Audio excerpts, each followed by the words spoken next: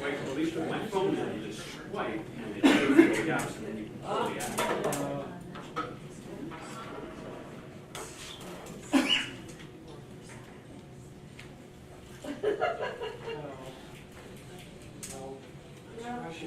Swipe from the bottom. I know, thank you. Well, there we go. You just need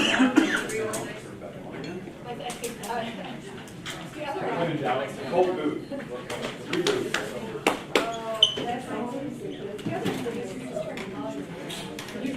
Yeah, she can't get out of it. She can play the game.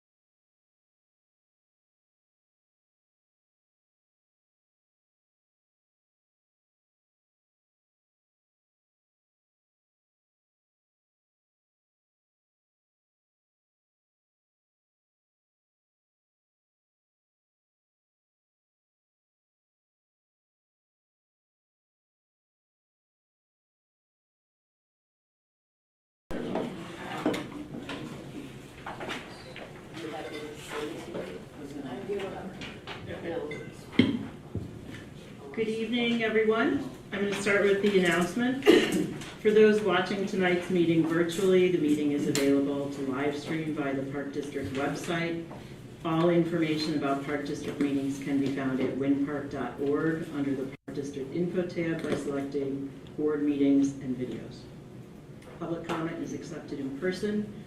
A link to the video and audio will be posted immediately following this evening's meeting. To improve the sound while listening to the meeting, please turn up the volume on your computer and turn up the volume on the website. The meeting packet for tonight's meeting is located on the website. For those attending tonight's meeting, the emergency exits from the room are the door behind you or through the foyer. The microphone likely will pick up additional audience noise and sidebar conversations. If it's difficult to hear, please move to a front row seat.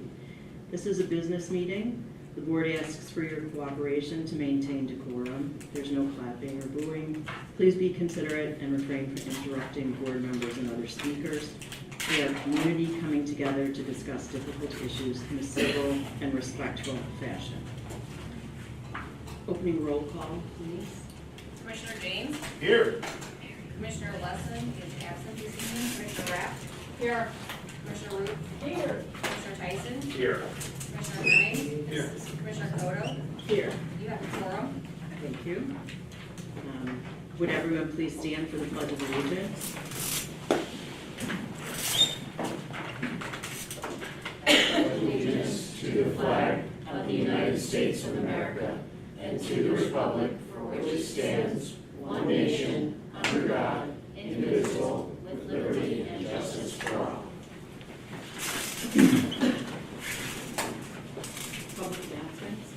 Shannon, do you want to make the public announcements? Sure.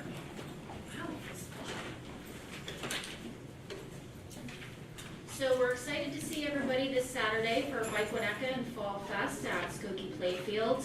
These wonderful community events are so special for bringing us all together and really enjoying where we live. Additionally, our first pop-up community input activities for our comprehensive master plan start at Fall Fest, so please come with your ideas, thoughts, and comments on the future of the Winnetka Park District.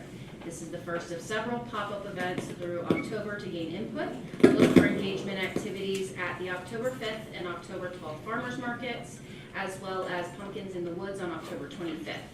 The engagement website will be launched this weekend with some fun activities, and we plan to have the survey sent out through the random sampling next month. Stay tuned for other engagement opportunities throughout the fall. Thank you very much. Are there any requests for changes or additions to tonight's agenda? Commissioner Root. I just have a request to remove 2 items from the consent agenda. And they are the committee meeting minutes of September 12th. And then I had a question on voucher invoice number 24. So we're removing 3.3 and 3.5 to be considered immediately after. Yes, thank you. Yes. I'd also like to remove the financials. 3.4, yes. And I'd like to abstain from voting on the minutes from August 22nd because I wasn't here. Excellent. Okay. May I have a motion to approve the September 26th agenda as amended? So moved. Second? Second. All in favor? Aye. Motion passes. Public comment. This is your opportunity to address the board on any issue. When called upon, please come to the center podium to address the board. In front of the commissioners, stand at the podium, speak loudly or into the microphone. State your name for the record. Based on the public comment policy described in the board policy manual and reference Public Access Council Opinion 2024 PAC 81900, guests may present public comment for no longer than 3 minutes after being recognized. If you prefer to share your comments in writing this evening, you may do so by leaving them with a member of Park District staff. Please raise your hand if you'd like to comment publicly. Katie? Stevens? My time doesn't start until I talk. Yes. Okay, how can I show you these best? Will you guys hold this for me? Thanks. What? So can you hold it too? You have heard the public come to your meetings for years to express their concerns.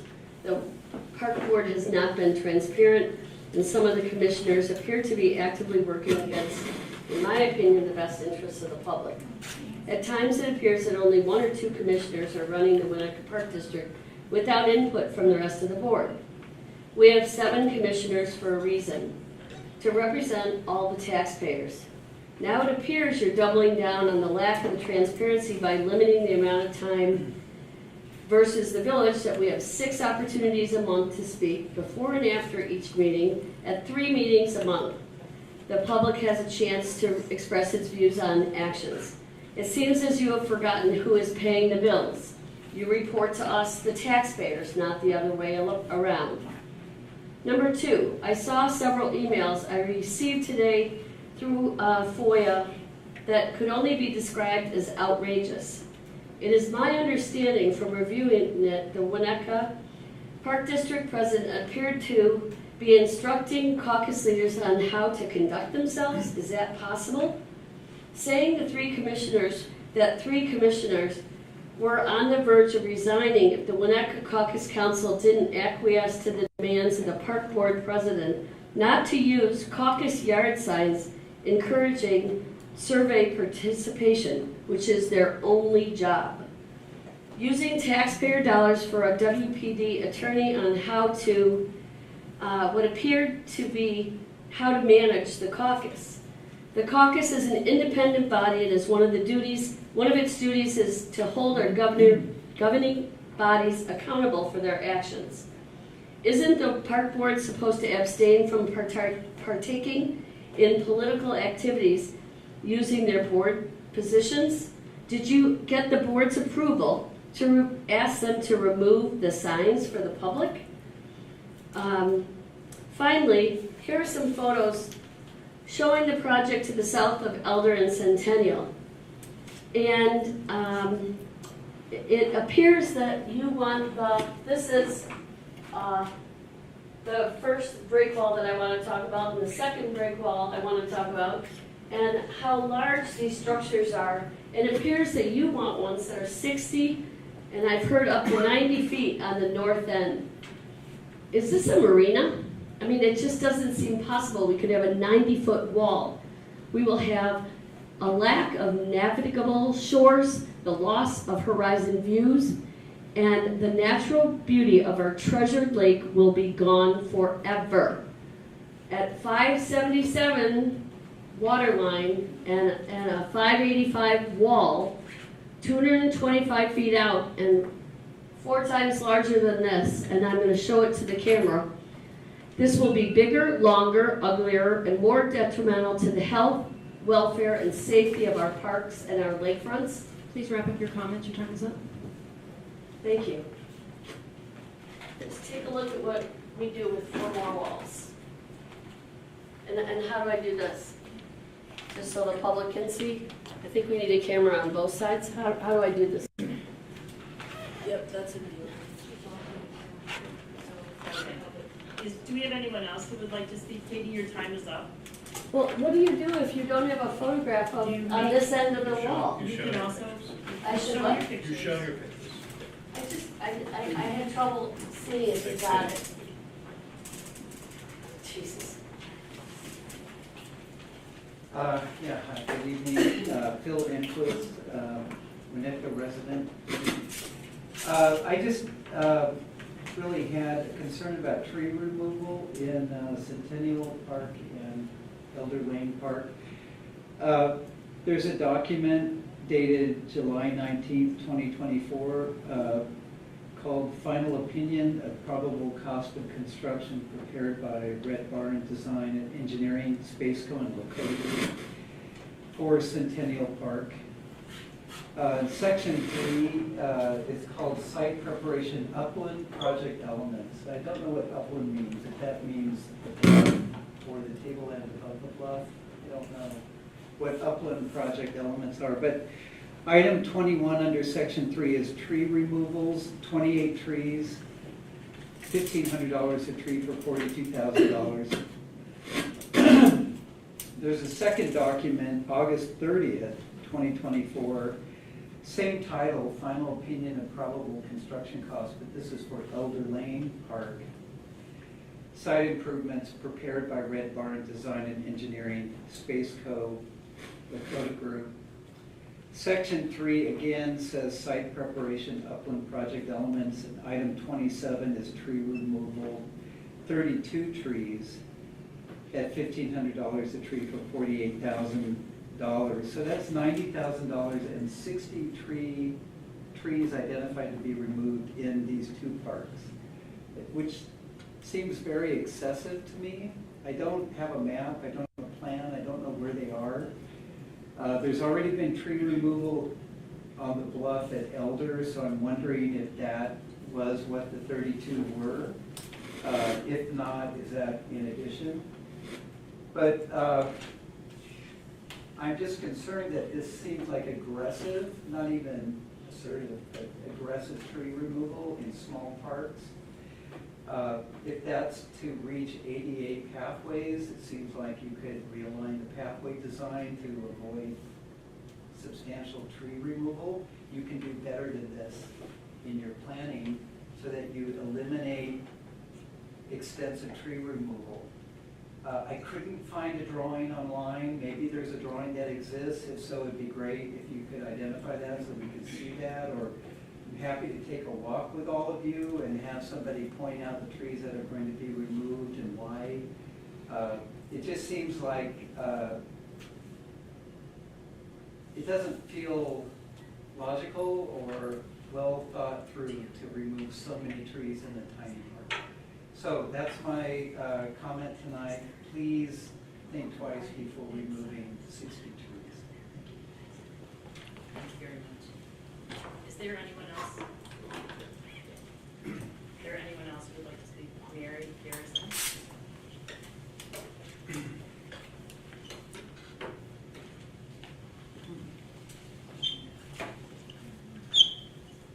Hi, good evening. After I reviewed the board packet yesterday, there are a couple of questions that I hope are addressed this evening.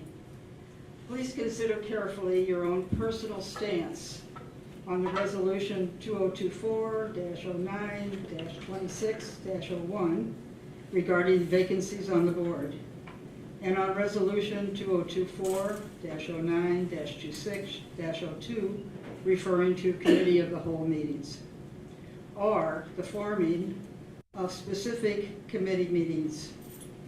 About a year ago, I questioned the lack of detail on the Red Barn payments over the past couple of years. Later during the meeting, President Cotto responded to the question that detail was not necessary as Red Barn is working on a lump sum contract.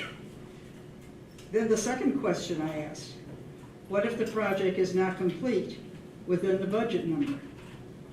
And the answer was that Red Barn will have to finish the work. Since there are no details as to the work that was to be accomplished, it is difficult for the public to understand what is happening. Please provide information regarding the current Red Barn vouchers for $95,388 water testing, $61,657 Centennial number 24-11, and a Wisconsin Department of Revenue $912.74 payment. If you prefer a FOIA, I can do that. As of today, the proposed budget for Elder Park is stated to be $7.8 million. The budget is slowly growing. Tonight, you are to vote on 2 policy board manual updates. If this board does not like the format of the committee of the whole meetings, then individual committee meetings for specific areas within the park district works well.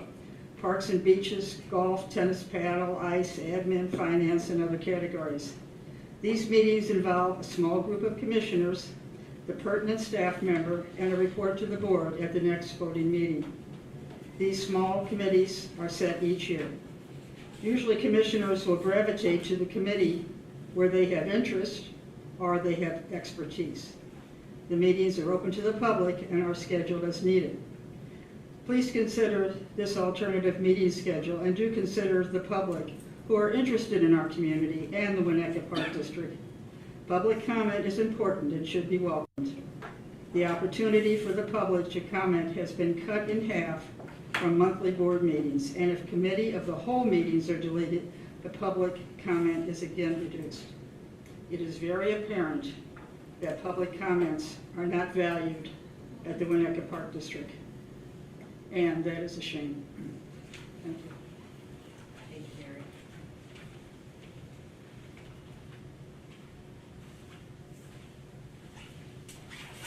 May I have a motion to approve the consent agenda?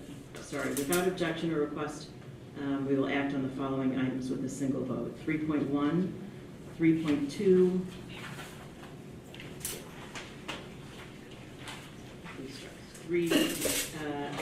and 3.6. Thank you very much. May I have a motion to approve the consent agenda as amended? So moved. Second? Second. That's a roll call vote. Commissioner James? Yes, with the previously noted abstention from the minutes of August 22nd. Commissioner Rapp? Yes. Commissioner Root? Yes, also not present on August 22nd, so I will pass on that one. Commissioner Tyson? Yes. Commissioner Hemmings? Yes. Commissioner Cotto? Yes. That motion passes. May I have a motion to approve the committee meeting minutes dated September 12th, 2024? So moved. Okay, and a second? Second. Thank you. Any discussion? Yes, Madam Chair, I have a suggestion to add an alternate sentence in the section on ethics ordinance review, and I'm passing my suggestion down. Everybody read it. Please. What I'm asking is right before the last paragraph of that section, we have the following sentence. Upon inquiry from the board, Park Council opined that the Illinois State Officials and Employee Act does not require the establishment of an ethics commission, but if not established by the district, would require an amendment to ordinance 484. I think that's accurate. Does anyone else have any other discussion items? Sounds like an appropriate addition to me. Thank you. Attorney Puma, do you have any? I agree. Thank you. Sorry, I agree with Adam's statement about the Ethics Commission. Okay. A trustee said it, so. Perfect. Okay, so for the minutes of September 12th, we're adding this amendment. Thank you. Excellent. Do we need a motion? And let's, We already have a motion. we have a motion, we have an approval, so let's vote on this motion, these minutes as amended. That's a roll. Commissioner Rapp? Yes. Commissioner Root? Yes. Commissioner Tyson? Yes. Commissioner Hemmings? Yes. Commissioner James? Yes. Commissioner Koto? Yes. That motion passes. Item number 3.4, financials. May I have a motion to approve? So moved. May I have a second? Second. Discussion? Not quite sure what the questions are regarding the financials, but generally speaking, for the month of August, we are showing a net revenue.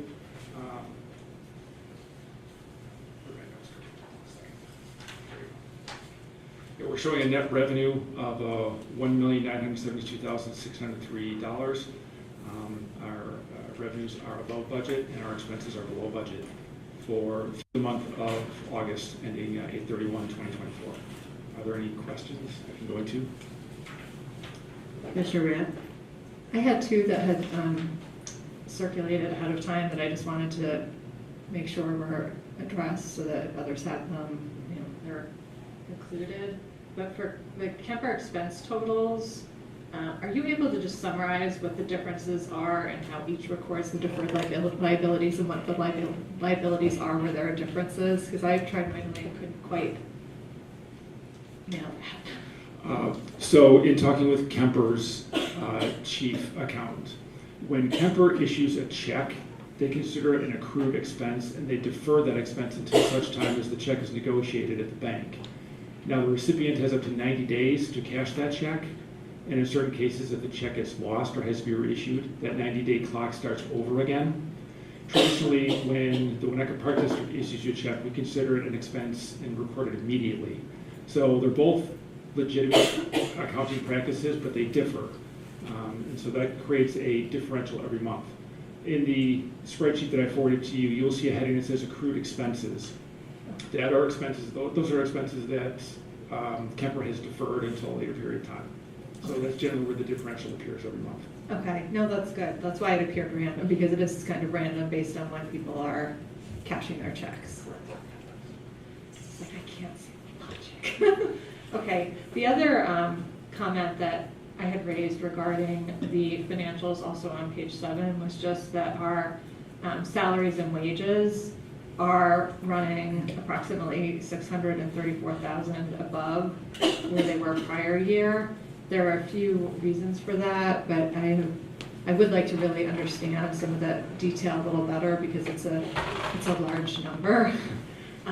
So I know the golf course opening counts for some, a couple $100,000 of that, it looks like. I know that we added / increased the wages of the beach and lakefront staff.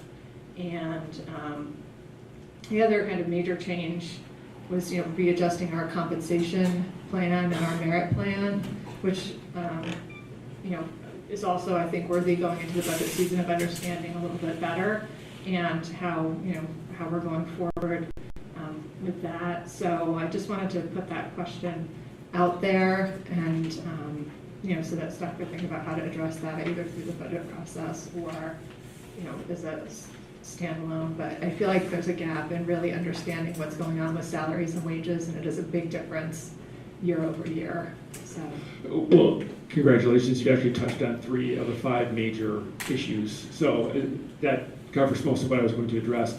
The one thing I would like to point out, in the month of August of 2024, we actually had 3 pay periods versus 2 pay periods in 2023. So we're actually a pay period ahead of where we were this time last year on the financials. That accounts for about $234,000 of the overall differential, which is the single largest line item in the dollar amount that you mentioned. So those 4 items there account for probably 95% of the difference that we're seeing last year compared to this year. But I would say that we are projected to finish salaries and wages at budget for the end of 2024. We'll still have like $1 million up over, like even when all the pay periods work out for the whole year, we'll still be. We should still have a net revenue surplus, yes. Okay. I can't give you an exact number on that, but we should have net revenue surplus, yes.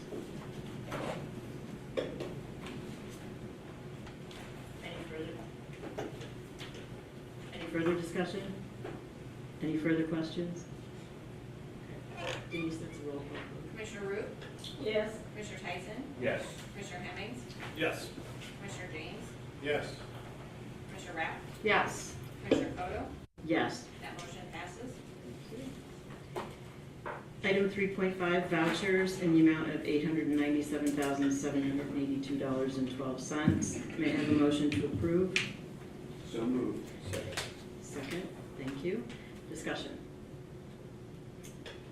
I just had a question on this invoice number 2409, which is a Red Barn invoice for $95,388.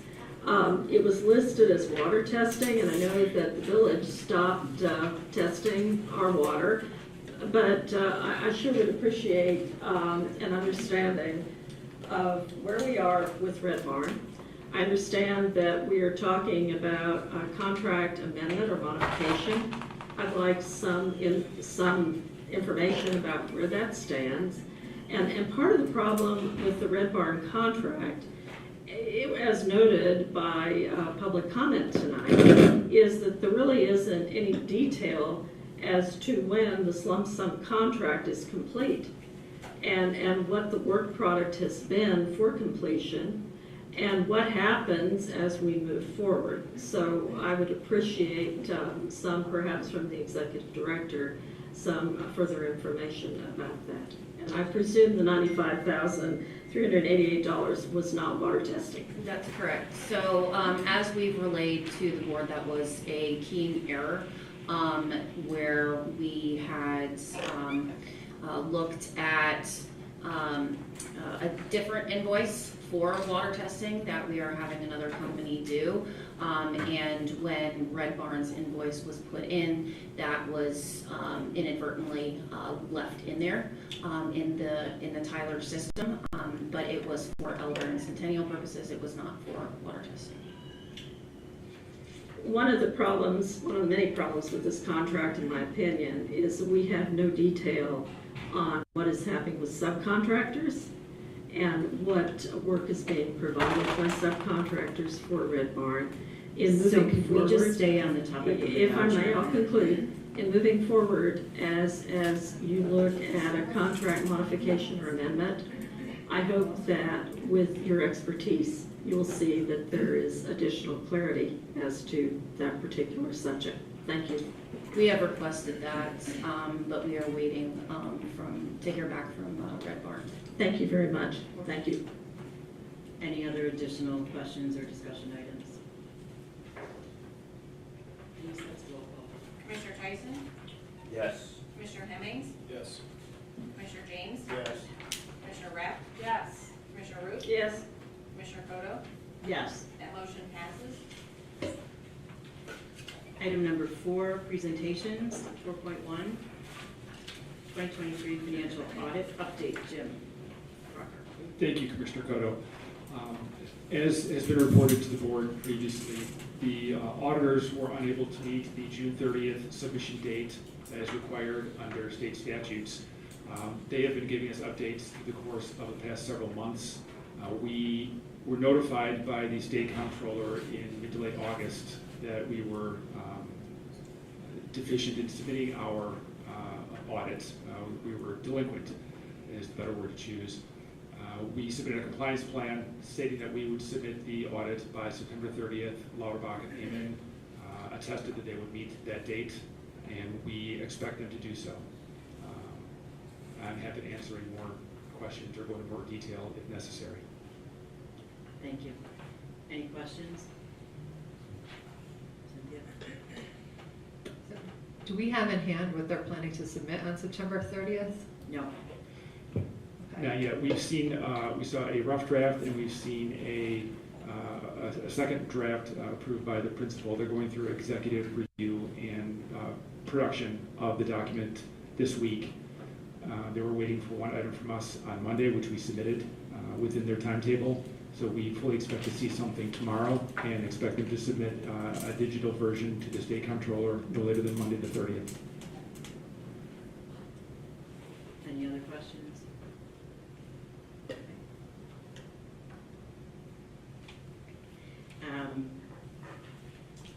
Presentation number 4.2, Hap Road corridor improvements, temporary construction easement, coastal.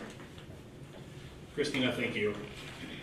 As the board might be aware of, the community, through some information that's been out there in the public through the Village of Northfield, along with Cook County Department of Transportation, took upon themselves, or researched and took a look and put together a steering committee to review data consideration options for Hap Road corridor.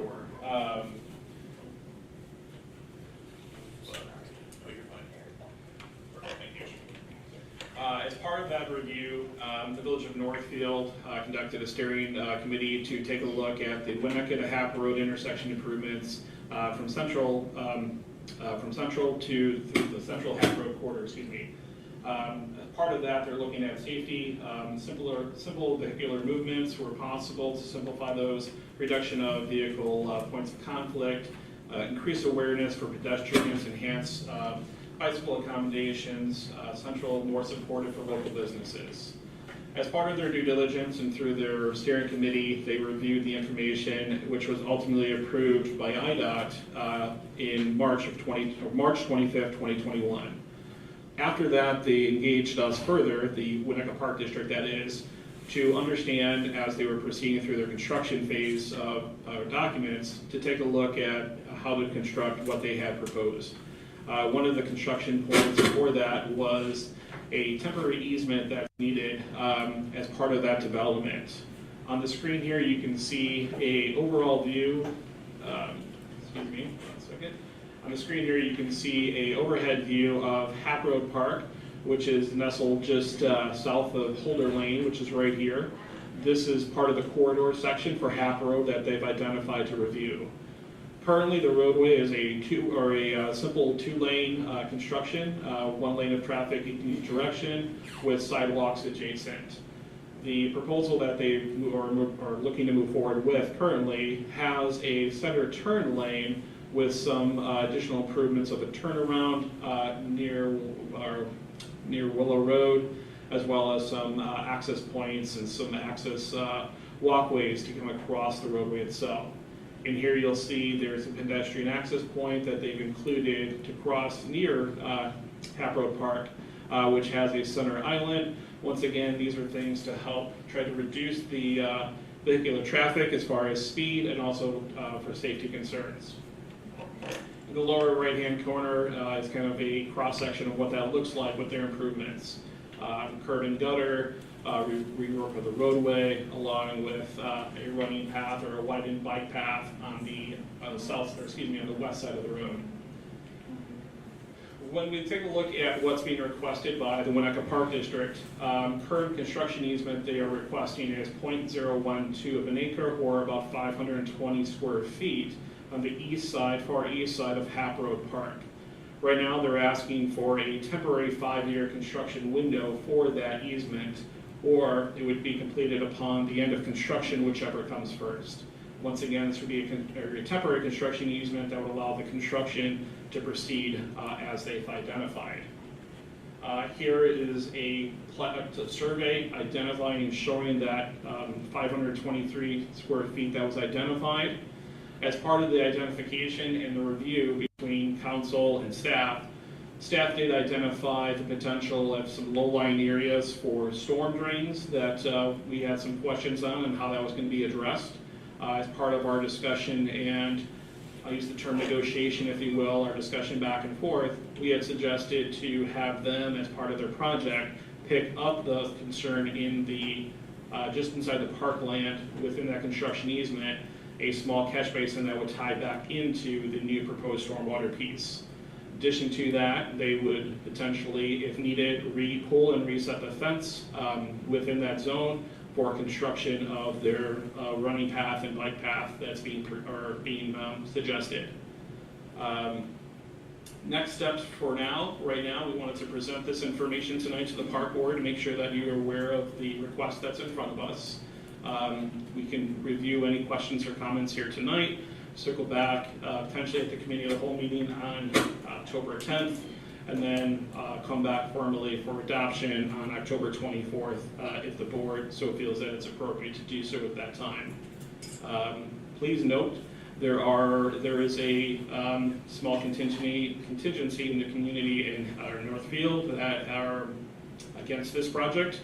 They have put together a website, noturnaround.com, for this, but the project that's asked in front of us is the short, small area of a temporary construction easement, not necessarily as it relates to the greater project in whole. That is something that's handled by the Village of Northfield as well as the Cook County Department of Transportation. Can I answer any questions this evening? Costa, quick question. How does the proposed easement affect access to the park from Hap Road and then use of the park when you're in the park itself?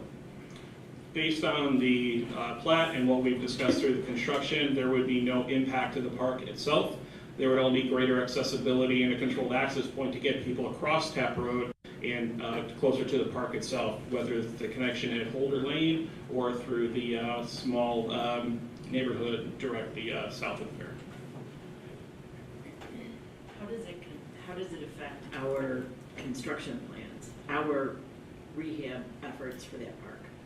No, there's no end. So we're under construction currently for Hap Road replacement of the playground. Right. The work that's being projected or suggested here as far as their timeline, I believe initially they had suggested late 26 and early 27 as far as construction. We'll be well past because we're looking to close our project out by the end of this year, so there will be no conflict between the two projects. Perfect. I was Yeah, no. boldly thinking they might move quickly. Okay. Fine. Any other questions or comments? Thank you, Costa. Thank you. Item number 5, unfinished business, 5.1, declaring a board vacancy, ordinance 2024-005. Shannon? Absolutely. So on this particular item, we did have some additional updates that are not included in the board packet, but we do have copies here available for the public of those additional changes that were made, and the board has also received those as well. What we inadvertently missed when we were making the recommended changes from the board the last meeting was we changed it in one section, but then we didn't change it in another section. So we were able to make those changes, so we have that in front of you this evening, and we'll take any questions. So we now have a conformed document. Any questions?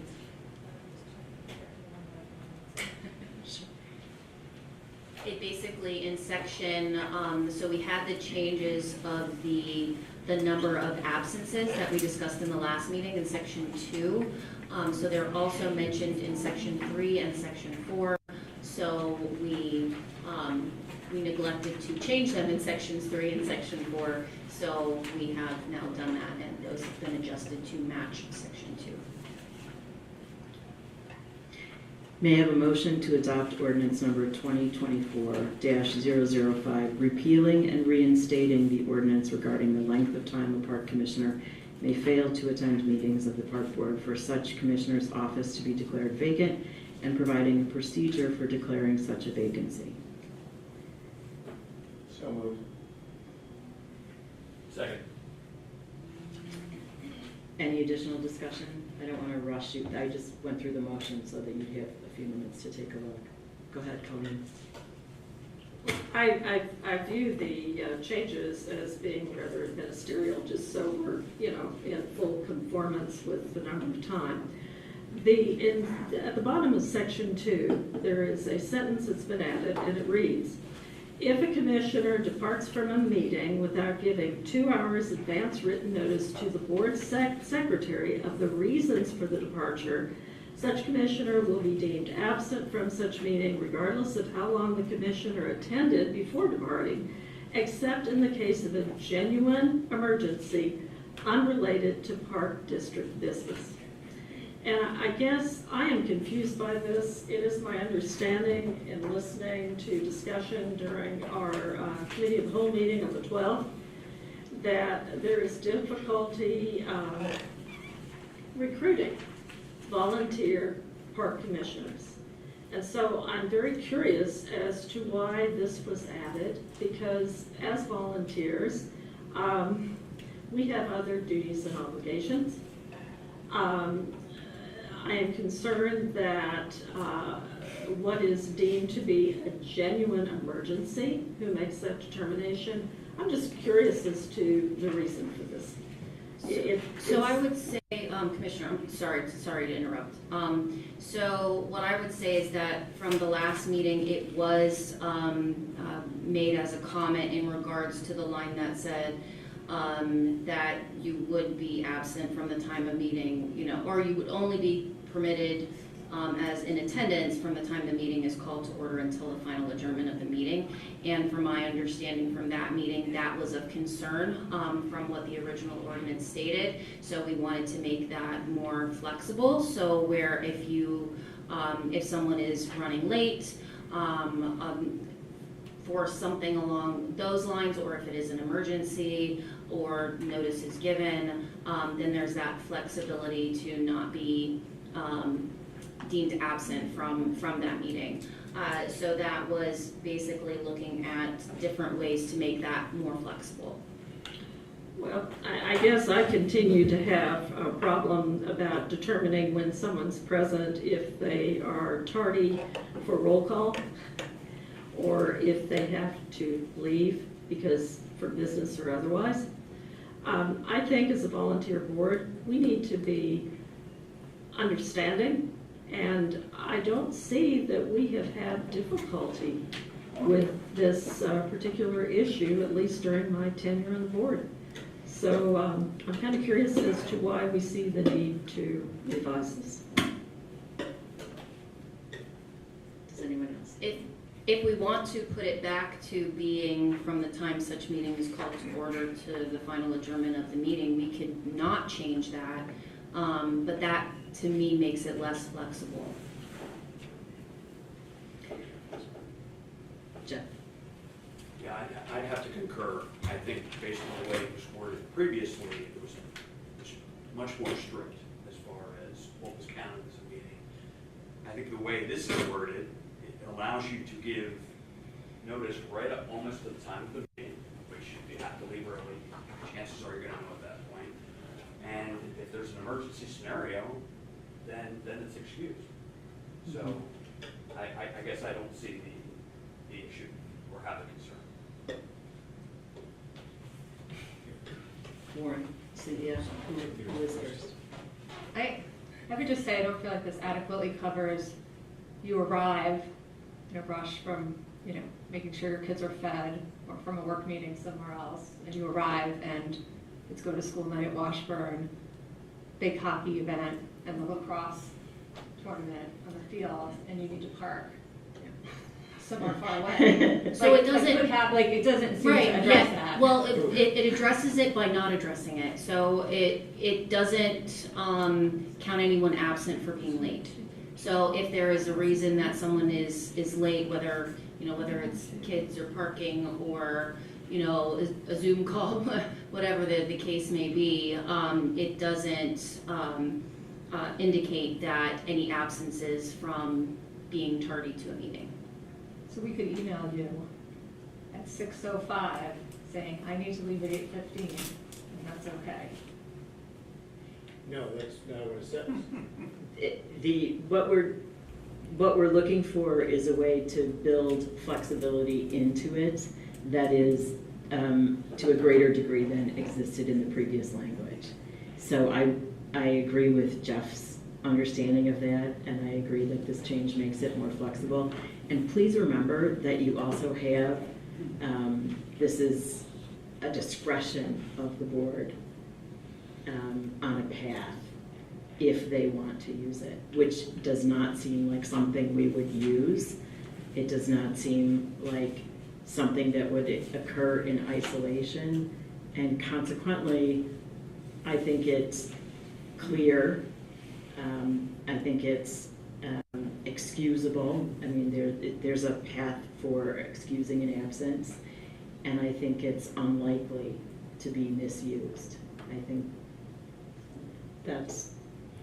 So is our board secretary going to provide an attendance report that we can track on how? We can't, it's not difficult to, You know when people come. the minutes Yeah. determine and reflect, exactly, they Yeah. reflect who has, Attended who was and who comes and who leaves. I know that, but it's hard to go through that. It'd be much nicer when it sounds but. The other comment that I have is that I still don't like that this reference in either in person or by electronic means as may be permitted in accordance with board policy, and I think it's important that we reference the current open meeting statute because our board policy is out of compliance with the current open meeting statute. So I think that we should be referencing the statute because we are out of compliance in our policy. I bet Mr. Puma could give us the reference for that statute. Right, so I haven't looked at your board policy. I take it that the recent amendment about childcare and emergency is what you're referring to? Yes. Okay, so I just had another Park District client change the policy manual to say that it's going to be what the Open Meetings Act says. So you could do that, or you could amend your policy from time to time. Sometimes you won't catch up because you're doing the other stuff, but. We haven't updated fully since 2019, so I feel Right. like we. That's a Can't be relatively better. recent amendment, and that they had thought about putting in military service, and for some reason that got dropped, and it seems eminently fair to me, but they took that out. So that could come back in the next legislative session or two. But you could, So we can cite the Open you could Meetings just Act. say that in accordance with the Open Meetings Act, if like. Okay. Does that help? Yeah. Then we'll just track And then if they I'll make change your, changes. yeah, I'd change your policy to citizen thing. Okay. James, did you? What's the relevance of providing the board secretary of the reasons for departure?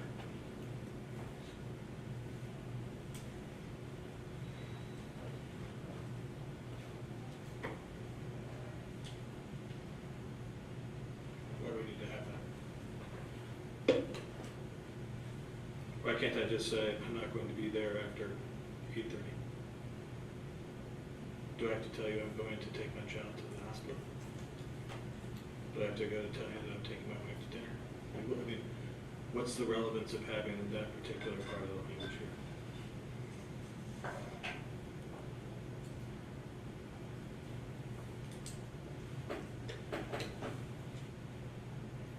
I think the only relevance is a courtesy. Usually when you have to leave a commitment early, you give a reason. That's the only, I mean, no one needs to be nosy, but I think it's a courtesy, especially if you've made a commitment to attend board meetings. And if I say, I may have to leave at 8:30, does that count as saying that if I then leave at 8:30, does that count as having provided notice? I would assume. I think everybody I understands, don't you think think we you're can gonna be able to get a kid a assume. ride, and a ride doesn't show up, and your kid calls you, and you've got to go. I think that's the most likely scenario that we're all facing. Okay. I'm not sure that's the only scenario. I'm just wondering whether that counts or not. If I say I may have to leave early, is that sufficient? And I think that's sufficient for me. Okay. Yeah.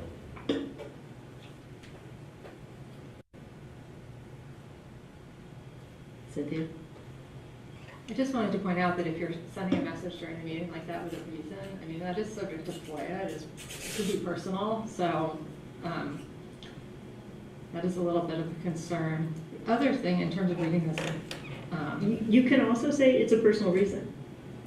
You can also, I mean, I you think can that protect this yourself, is- it's just. The essence of this is not during a meeting, is that the notification is given 2 hours before the meeting, or 1 hour, or 30 minutes, or whatever the case may be, whatever the will of the board is to provide that advance notice on that you may leave, or you are going to leave, or whatever the case may be. If we need to reword that, or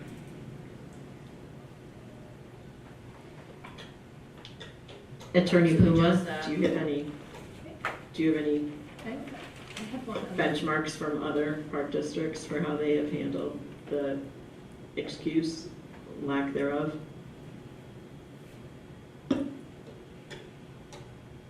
I have one other client that has debated this back and forth, and they didn't get into this leaving from a meeting, but I know that it didn't, they got into excused and unexcused, and that turned into a huge fight.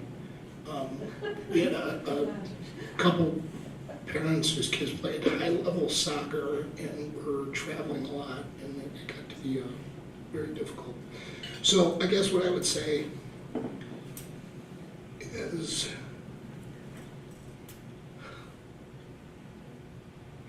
if you want to, you're never going to capture everything. So that you can, if we and it remove has to be a reasonable. of the reasons for departure. Yeah. If that's removed and we change board policy, that couple lines up, permitted in accordance with the Open Meetings Act, Yeah. if we make those two adjustments, are there any other items on that are of concern?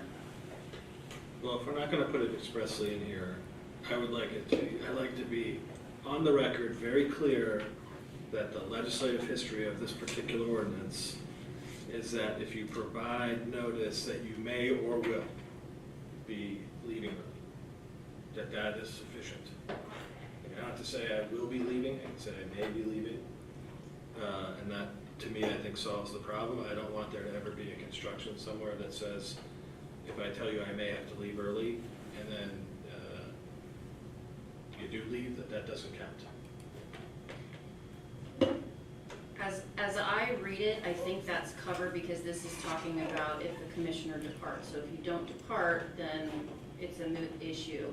And if the commissioner does depart, then they have given advance notice. That's my point. Have they? If you say I may have to leave, that's the point. Right? That's the point I'm making. It's not clear in here that if I say I may have to leave, that counts as giving you notice that I will be departing. That's the point I'm trying to make. So I don't care whether it's written in here or not. I just want to make sure that for the purposes of all posterity, we have a videotape that if there's ever a question about it, that's the way that this was intended. Do you want to suggest wording? Yes, I would say, instead of where it says of the reasons for the departure, I would say that the commissioner may or will be departing.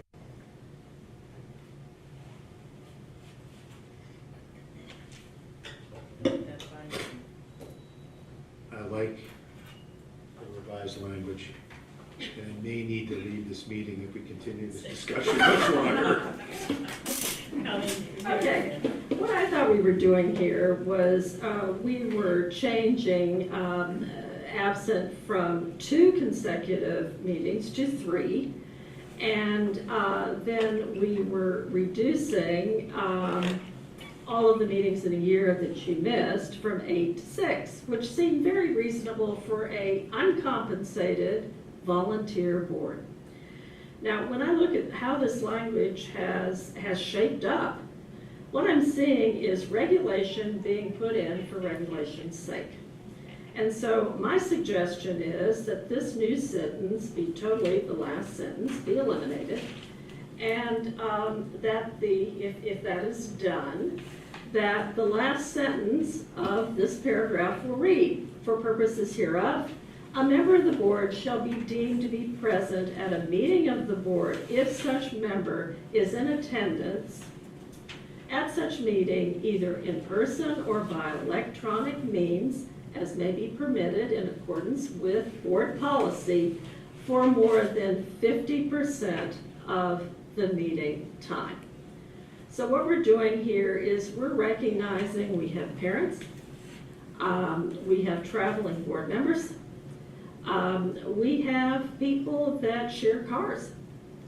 And it just seems to me we don't need to be so bureaucratic and so Byzantine. So that is my suggestion. Thank you. I have one more that I would like to opine on. If you are in a situation where you are subsequently deemed absent from a meeting, so you've attended, 70% of the meeting, you couldn't give your notice because, you received a text with some whatever situation that needed to be dealt with, emergency, non-emergency, whatever. The way this is reading to me is that you are considered absent. Does that invalidate any votes you took during the meeting while you were there? No. I feel like it could be construed that way, so. No, I don't think so, because at that point you were being counted as part of the quorum. This is a policy relating to a separate statute and a separate provision, Okay. so I don't think that would change any votes, no.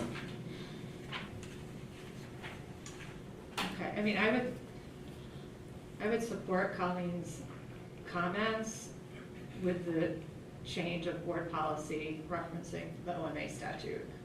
Yes. Okay, so, Jeff? I'm okay with leaving the sentence in with the modification suggested by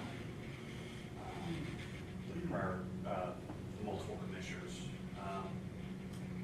When I think about the suggestion made around 50%, I think if I attended every board meeting during a year and was there for 51% of the time, I don't feel that I would have completed my obligation as a board member.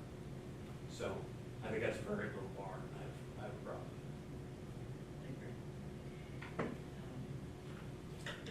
So now we're going to Be discussing the number, the percentage number. No, what, the point, I don't know if this is on or off.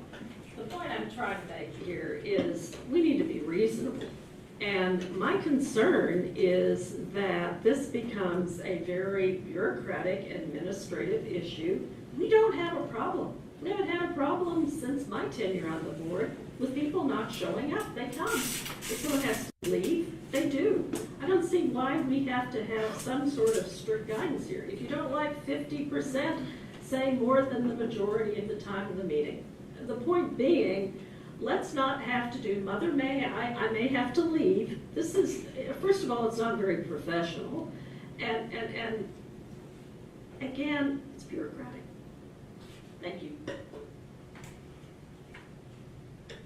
we have a couple of amendments on the table. Number one, I think we can all agree, going around the room, that we're going to track the Open Meetings Act, correct? Okay. I'm seeing everyone nodding. Okay. Yes. Secondly, we're deciding on what percentage of the meeting or the majority of the meeting. I personally would say a C is 75%.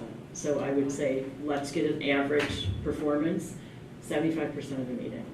And again, I just want to stress that I don't envision anyone on this board falling under any discipline because of this.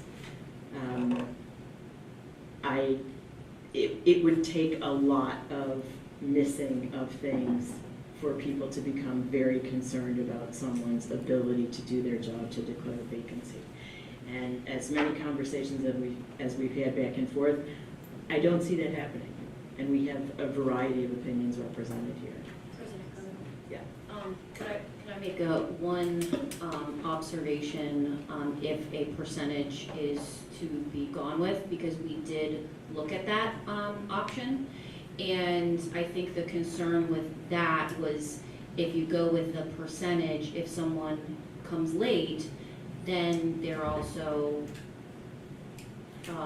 subject to that percentage. And then if somebody leaves early, they're also subject to that percentage. And then it also is a number that is ever changing because not all meetings last the same amount of time.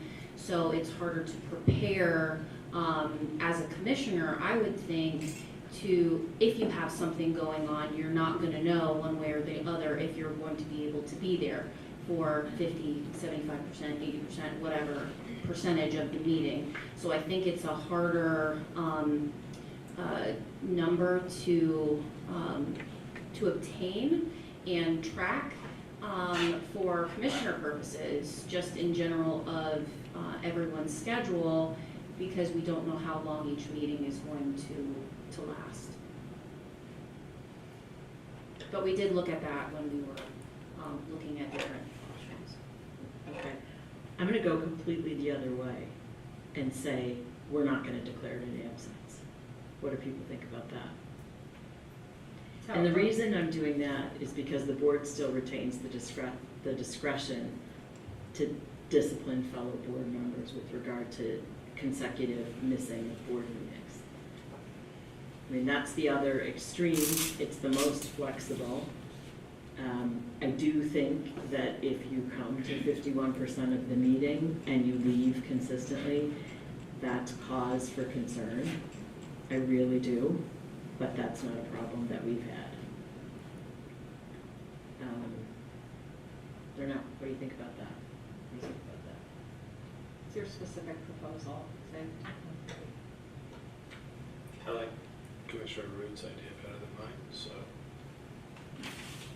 I'm in favor of what Commissioner Root said. I don't care what percentage we put on it, but I think we should probably make a good faith effort, if we're going to do this anyway, to put some sort of number on it.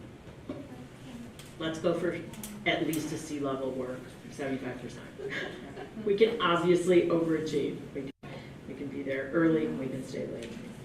Okay, 75%. I'm seeing some nods around the room. Fine, okay, 75%. Okay, so we're tracking the Open Meetings Act. We're looking for 75% participation in 75% of the meeting, and we're keeping the designation of someone who is absent who does not meet that standard. Is that correct? Okay. Is that clear? Yes, what I would like to do is come back at the next meeting with Sure. Revised language. Excellent. I think that's fair, given that we've all just received a draft at this time. It's not urgent, and remember that the other deficiency we're curing is the fact that ordinance number 505 actually never got adopted, so we had some missing pieces to this vacancy. I just have one more little, it's an easy one. Do we need to state that this is applying prospectively, or is that just inferred, and they always apply prospectively from date of adoption? Yes, you can't go backwards and say, Okay. you missed meetings. Okay. This is definitely, Okay. Forward-looking. yes. Yeah. And that's universally true. Okay. So we're making 3 changes, right? Open Meetings Act tracking 75% of the meeting and still keeping the declaring of an absence if you don't need that. Okay, thank you. All right, let's move on to unfinished business.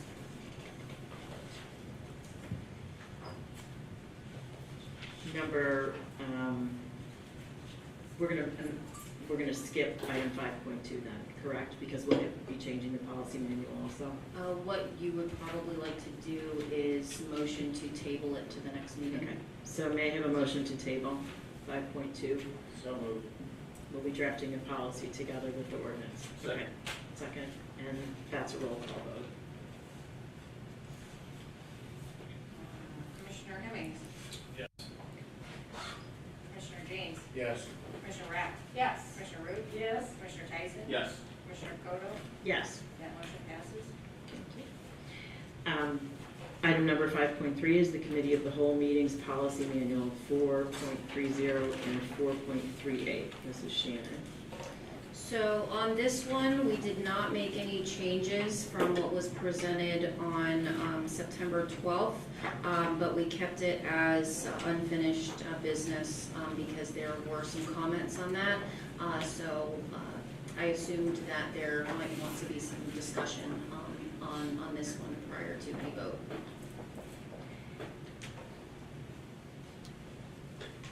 Any discussion, any questions? I'm sure. Commissioner Root, please. Everyone knows how I just love policy. I actually have a rewrite that I'd like to pass around for everyone's consideration. What I've done is the changed language is highlighted in yellow, and my additional language is added in boldface font.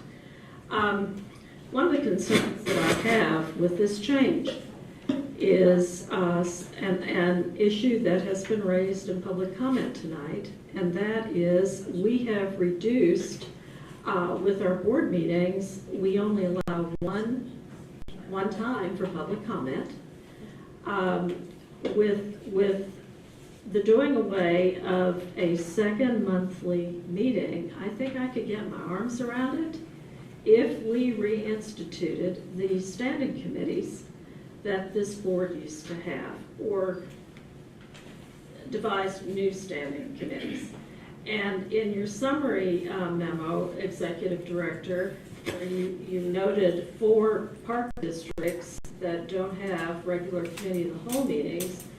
Both Glenview and also Northbrook do have very vibrant and active standing committees. So I'd like both staff and the board to consider that, because it is another way to involve the public. If you have stakeholders that enjoy a certain recreation, we used to have ice, we used to have tennis, we had finance and audit.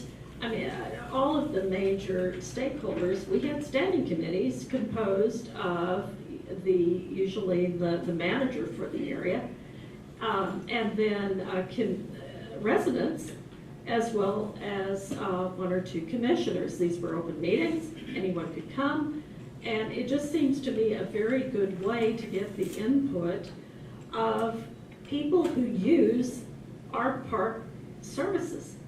They can tell us what they like, what they don't like. Again, going to 1 meeting a month, I don't know how we're going to get our business done. And I know that, President Koto, you said, well, of course, we're going to have committee of the whole meetings during the budgetary process. But it's just another way to consider this. Thank you. Thank you, Commissioner Root. Commissioner Tyson? I was thinking back to the comment made during public comment, and removing those opportunities. Then I thought about how, if I understand correctly if we're looking at removing 8 committee of the whole meetings for the year, we already have plans to schedule 3 special meetings. We already have plans to replace at least 3 out of 5 of them, potentially more. So my concern was, or my question was going to be, is there opportunity for public comment during those meetings? So I'm glad I reread here, and I see right here at the bottom that it does include the opportunity to provide public comment during those special meetings. So I feel a little better about that after rereading this section. So Thank you. Commissioner Rea? It's really unclear to me what the objective is in terms of removing the committee of the whole meetings without a replacement plan. Like, what is the urgency to remove these meetings versus cancel them? I mean, I really think we need a plan of, here's how we're gonna cover the business that we need to cover. The other thing is that, I see in the proposal from staff that their proposal is to convert those meetings to special meetings. Is it your intention that we're then voting on those sections of the budgets at the special meetings that we're discussing, or that we're just discussing them? No, it would just be a special meeting to discuss the budget items. There doesn't have to be. Just know if it's on the agenda as a special meeting. I mean, like, people can vote on things that are on the agenda of a special meeting. Yes, they So, can. So I don't feel like that necessarily gives you the benefit, that you're necessarily looking for. I think it's helpful for boards to be able to discuss things in committee, knowing that you will not be on the spot to vote something and to work through issues. So, and some of the other subcommittees do act and then bring things to the full board. And I just think that's a much better model for engaging productively and civilly going forward, and also making sure that you're covering the business that you need to. So those were, I enumerated the comments that, with what the other neighboring municipalities have with all of their committees. The other thing is that in this language, we talk about the committee chair, but we don't have committee chairs. We just have the president, who is the executive of the committee. So it seems a little bit out of sync, whereas with these other committees established, you have different chairs who are setting the times for the meetings. So I think we're creating a scenario where we will never, ever have committee meetings. Commissioner Rapp, I do want to clarify that there is language in Chapter 4 of the policy manual that talks to the different types of committees that can be established. So that's why it recognizes a quote-unquote committee chair, because there are opportunities, if the board desires for committees to be established, that they can be, and it lists out some of those within the policy manual. So it would be great to establish those before removing the committee of the whole. That would be a board decision. In my opinion, I support Commissioner Root's desire to have 14 days before a committee meeting. I think that 2 days as required for the special meeting is too short. It causes questions like for the budget, even practically. I certainly expect the budget materials more than 48 hours before the meeting. So I think that needs to be thought through a little bit more. And I think that's all I have. Thank you. Commissioner James? So, Commissioner Henry? I don't understand why we are reading this change to 4.3 as eliminating committee meetings. We can have everything you're talking about and still have this language that's been proposed. So it strikes me that we can pass this language and talk about creating committees as we desire, and then having those committees meet as desired under the language that's been proposed. So maybe you can help me understand why you, Cynthia and Colleen, think that we're just going to have no committee meetings, or this just eliminates committee meetings. I just want to say a couple things, and then we'll go to round 2 of everyone's comments. We now have a series of weekly reports from the executive director that are written by every single business enterprise leadership team member. So we get an enormous amount of detail each week. We get a download of all of the constituent concerns weekly, and that is available to the public weekly also. We're not removing the option to call a meeting should a special question arise. We are certainly not removing the option for regular, frequent emails to the executive director to repeatedly question things that are extremely time-consuming. We are also not removing the ability to call a special meeting or a committee meeting of any type. So we do have a new advantage of an incredibly detailed written summary that comes weekly and is published in the board packet. And I think that that is a huge step forward in terms of communication. So that's why I think not including the budget meetings, we can dispense with some of the committee of the whole meetings. It's 5 meetings that we're talking about, and each of the special meetings, including the budgets, as Jeff correctly articulated, do allow for public comment. People need to read these materials. The budget meetings will allow for public comment as special meetings. Okay, round 2. Round 2. Well, I learned something tonight sitting in a meeting. I learned that we're going to have 3 budget meetings as committee meetings. That was something that I had not read nor had I seen. One of the benefits of bringing a board together is that we talk to each other and we learn from each other and we deliberate issues. And I'm sorry, you can have every email chain in the world coming in, but it is difficult to have dialogue. And as a board, under the Open Meetings Act, I thought that's what we were supposed to do. We were to talk to each other, to deliberate issues. Again, one of the concerns I had was, would public comment be permitted with a special meeting? I don't know what these 3 meetings are going to be called. Are they committee meetings? Are they special meetings? Because oftentimes of a special meeting, you are limited to comment only on the material that is on the agenda for the special meeting. And I'm talking about that has not been our policy. That may not have been, but That our has not been our policy policy. can change. We have always conducted, in the 3 years that you've been on the board, we have always conducted the budget over the course of 3 meetings in the fall. That has been the plan since you have been on the board. So 3 budget meetings. They will be special meetings. There will be public comment available for them, and that's the proposal. The range of public comment is not limited. We are not like the village in that regard. President Cotto, I would clarify that it's more than 3 budget meetings because the regular meetings also include the budget as well.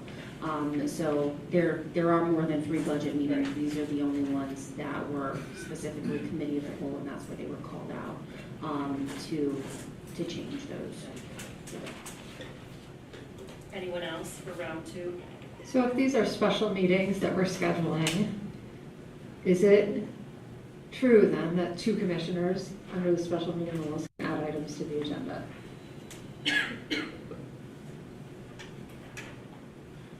Two commissioners can call a special meeting, so most places say that if 2 commissioners ask that something be added to the agenda, presuming there's time, that's appropriate. I'm not sure what your practice has been in that regard or what your policy says, but that's what most governments will say, because they can just call a separate meeting and see who would show up. Okay, so just know that others could add items to the agenda for the special meeting. And that would be subject to a vote. So that's fine. That would be subject to a vote. I don't think that the special meeting rules actually work that way, so maybe Mr. Puma could give us more clarification on that.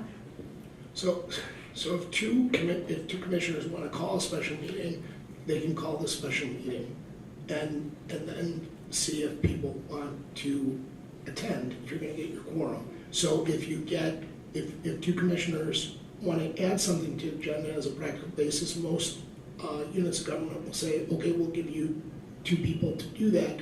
If it wants to be discussed, I think is what,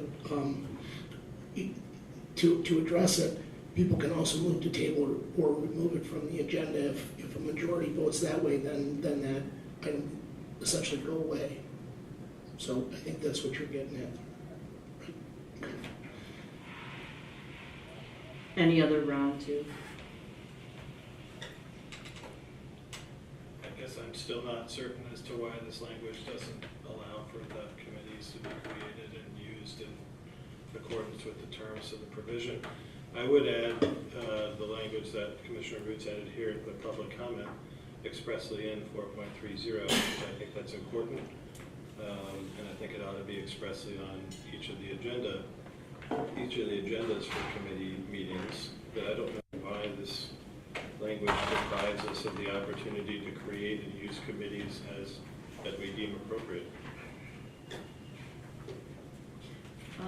Commissioner Hemmings, if I could, so public comment is discussed for, in regards to any public meetings, regardless if they're committee or special or regular meetings, in 4.38.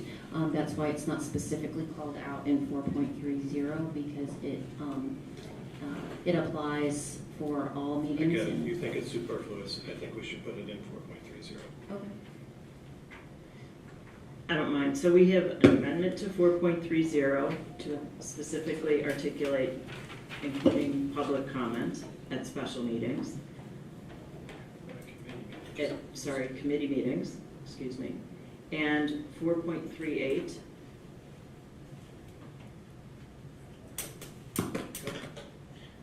I think the word normally should be included, because Thanksgiving, Christmas, we sometimes move those up so that they're not, it's not always normally held. If we remove the word normally, it would be held on the second Thursday of the month.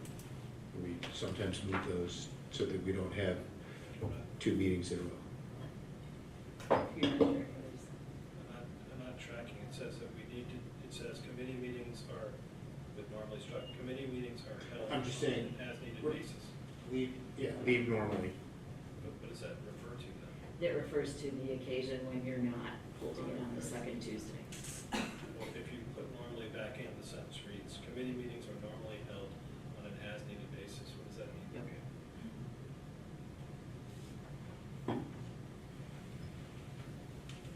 Okay, leave it out. I get you. Do you understand what he's saying? Yeah. Because the second part of that sentence clarifies. Okay. All right, in 1.38, I don't think we have any changes to it, except we're specifically articulating in 4.30. On 4.30, I'd like to clarify, in Sure. what area of 4.30 would you like to add the topic of public comment? Because it's a fairly large section. I only included that one small section on committee meetings, but it also includes purpose, establishment of committees, composition of committees, responsibilities, committee meetings, community entities, and all the different committees.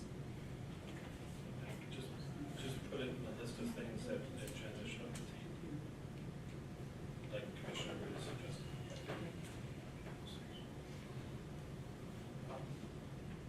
Seems like the right place to put it. Okay, so I'm going to attempt to summarize again. In 4.30, we have included public comment as a specific agenda item in the last sentence.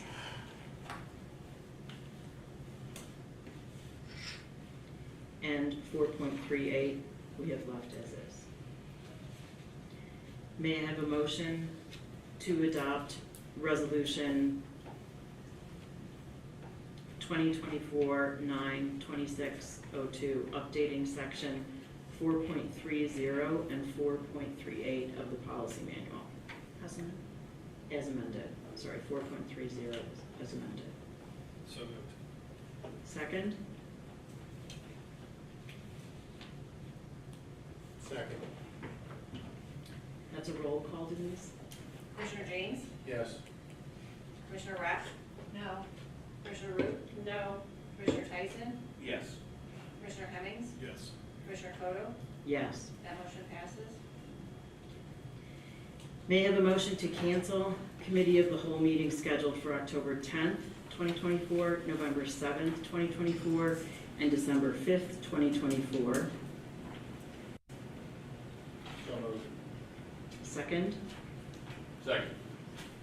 any additional discussion? All in favor, this is a voice vote. Aye. Those opposed? Nay.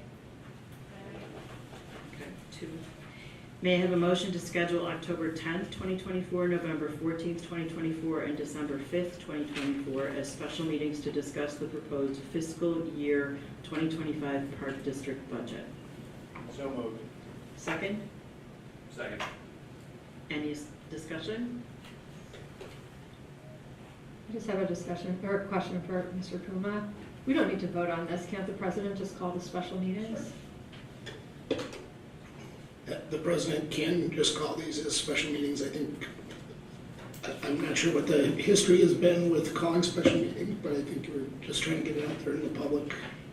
I think I want it crystal clear that we're canceling And committee of the whole and replacing them with special meetings Yeah, dedicated so to the that's budget what- conversation. And President Kudo, I would also clarify, especially for the public's benefit, that the reason for the change of the November 7th meeting to November 14th is due to a conflict with the Winnetka Caucus Council Town Hall. Correct. I'd actually like to do a roll call vote here, Denise. Commissioner Rapp? No. Commissioner Root? Nope. Commissioner Tyson? Yes. Commissioner Hemmings? Yes. Commissioner James? Yes. Commissioner Koto? Yes. That motion passes. Moving on to, we've already addressed this motion, correct? Yeah, we're good to go to 5. Perfect. 5.4. Elder and Centennial Park and Beach Project update. Krista, thank you. Christina, thank you. As it's been prepared and it's presented in the packet, the Park District is currently awaiting our zoning meeting date for October 14th. We're going to be presenting at the Zoning Board of Appeals for the Centennial Park project for the special use permit for that project. Staff has also submitted the documents for a special use permit for the Elder Lane Park. Those documents went in and were submitted at the end of the day for September 16th. And right now we are waiting on a review from the Village of Winnetka for their turnaround for the first comments on that. We're hopeful with what we've learned through the process of Centennial that we're able to streamline that timeline a little bit, get through that engagement piece for the special use quicker, and hopefully we can get on the Zoning Board of Appeals in the upcoming months. Fortunately, from our original submission for Centennial back on April 3rd, it took us approximately 6 months to get there. We're very hopeful based on, like I said, our learning curve and what we've understand through the the ordinances that were adopted for the steep slope and the information went back and forth with staff that we should be able to streamline that process a little bit. In addition to, there was some discussion tonight around Red Barn's contract. First, I'd like to just kind of note and apologize in regards to the typo for the purchase order. The purchase order itself is noted on there, the correct information, but as it logs it into the information for the packet for vouchers, it pulls the information for the requisitions, which that was where that information was incorrect. So I apologize about that. This happened with the frustration that might have caused amongst the board and the community.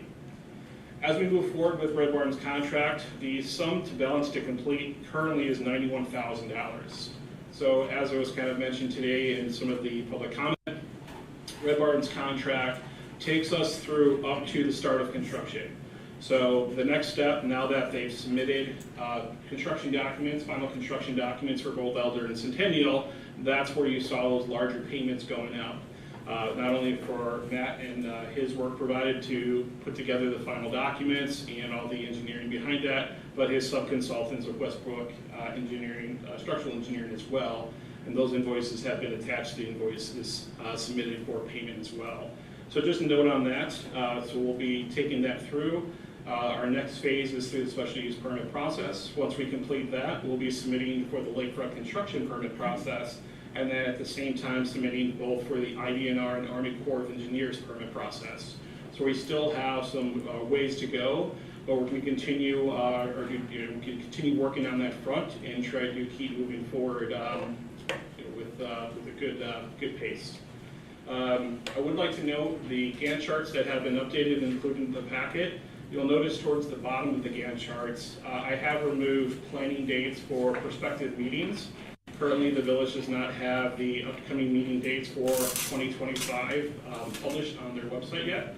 I think those still have to go through the boards and be approved as far as the meeting dates.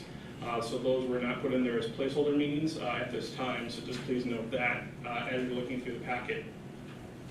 I would like to note, though, timing-wise, through this process and the time that we've invested in the process, we are nearing the point where 25 construction is going to slowly start slipping away.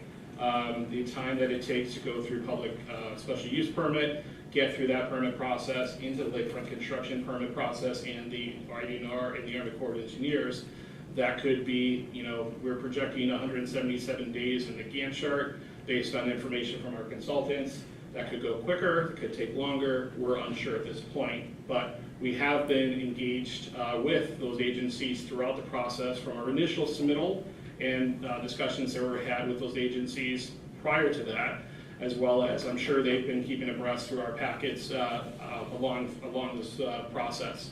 So just please note that as well. The last item I wanted to discuss real quick is the running voucher list as far as expenditures for the 24 combined total thus far for 2024. Right now, the cost for the project is tracking at $644,370.25 that we spent year to date for the Centennial and Elder Lane project. At this time, I'd like to answer any questions that I may have for the board.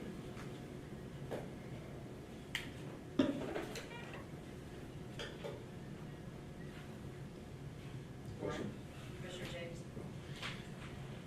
Question/comment regarding the storm water outflow.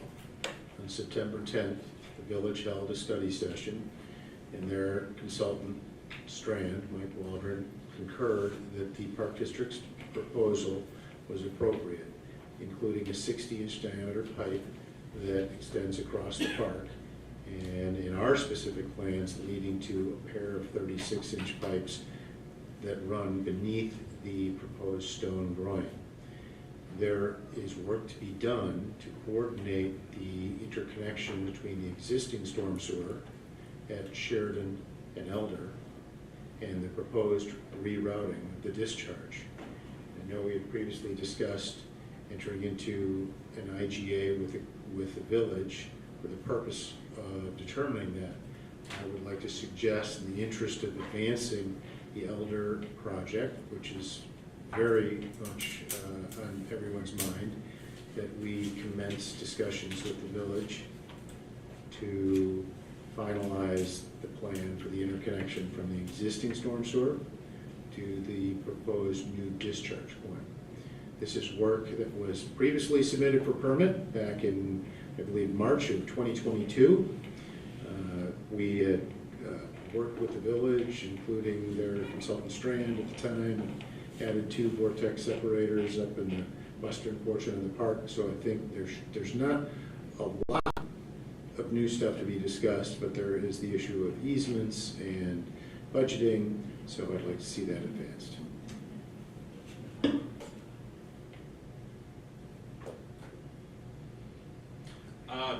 I would agree with what our Commissioner James has stated in regards to the September 10th meeting. Once again, Strand, Mike Waldron from their team did indicate that the plans that the Park District had prepared and submitted previously, this design content and what has been proposed would still work based on their assumptions and their modeling they have conducted to date.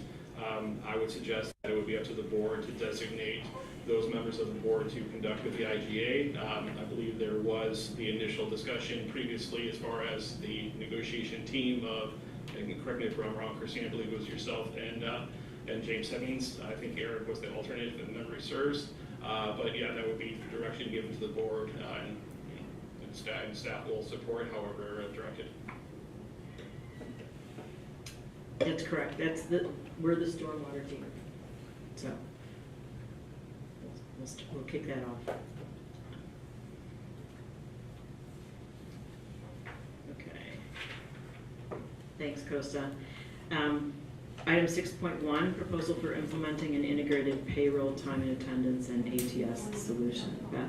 Madam Chair, Yes. before we move on, I do have a question. As it was you talking about village easements that triggered a question, we have had comments being submitted about concern of being able to traverse the high water mark from Centennial moving south through 205 Sheridan because of the discrepancy on where 205's steps are and where the outlet is for us on our southern border. And I know that Commissioner James suggested that one solution would be to secure an easement from 205 Sheridan. So I'm curious as to whether any discussion has occurred with the technical team of 205 Sheridan on that point. Seeing as how it was referenced, can I clarify what I stated? Absolutely. This matter was brought to the attention of the village board by Professor Dowding, Chuck Dowding, and he sent the same information to us. His concern was that there was not sufficient room between the existing steel groin and the newly constructed stone groin constructed by Orchard 2020. And as I pointed out in my letter to the professor, when you look at it in plan view, it appears that there's not sufficient room. But when you look at it in profile, you recognize that the toe slope of the stone, where the stone begins, is well below the top of steel. And if you draw a straight line, horizontal line, from the top of steel to the stone, there's more than 6 feet. Now, as we've learned through village attorney Peter Friedman, in Illinois, private property extends out to the calm water's edge, except in the instance where the sand is accreted artificially due to other improvements. In this instance, sand has accreted, and I included a picture of that, as we anticipated, between the steel and the stone.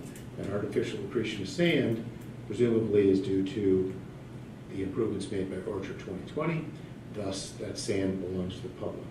It was always the intent to have sufficient space. There is sufficient space leading to that, and the convenience of and appropriateness, the efficacy of putting the fence on the steel is twofold. First, it makes for a very logical and sound foundation.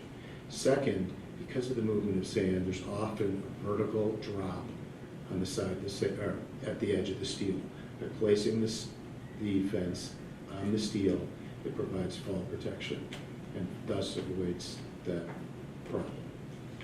So, even if the legal determination is made that isn't indeed public accretion of sand, then we could go to the easement as an easy solution. I'm going to try and keep us on track. Yeah, just one other comment. Make it brief, please. Absolutely.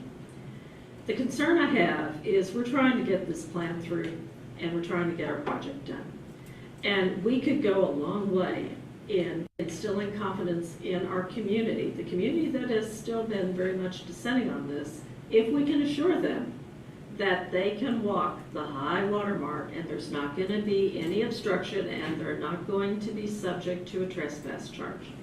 And so I just feel it behooves us and we can argue about, accreted and not accreted. The problem is we have seen an owner at 205 who has been quite adversarial with our residents. And so the goal here is how do we get this done so people can walk, as Professor Downing has pointed out and requested. So it's just a comment, it's something to consider as you're talking to technical teams. I'm going to ask Warren to circulate his memo, his response to Chuck Dowding to the rest of the members of the board. We do have a process at the village. We are going in front of Zoning Board of Appeals. We're not trying to jump the gun in terms of answering each of these objections before they're appropriately considered. We've been instructed to follow the process that the village has set up, which we are very keen to do. So I'm happy to have Warren circulate his response to Professor Dowding, and I'm also happy to observe the process that's been outlined for us and follow it and have those questions be asked and answered in the appropriate venue. Item 6.1. We're moving on. No, we're moving on. 6.1, proposal for implementing an integrated payroll, time and attendance, and ATS solution. May I have a motion to award the payroll HRIS contract to Paystrong in the amount of $32,543 and the ATS contract to Caldare HR in the amount of $6,943. Second? Second. Beth. Thank you, Commissioner Coder. Okay, so currently, all of our business services platforms are, for essential HR functions, are provided by separate providers. They don't talk to each other. And so I'm coming to present the idea of changing who our service providers are to significantly improve our operational efficiency and effectiveness. So we went through the RFP process.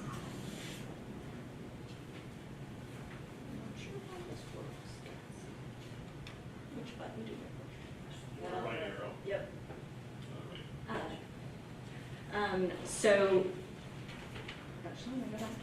So we started the RFP process by posting it in the newspaper on July 4th, 2004, and on our website at the same time.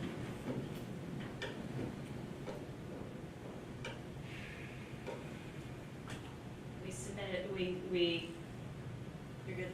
We had a deadline for submittal for July 22nd. We had 8 proposals that we received.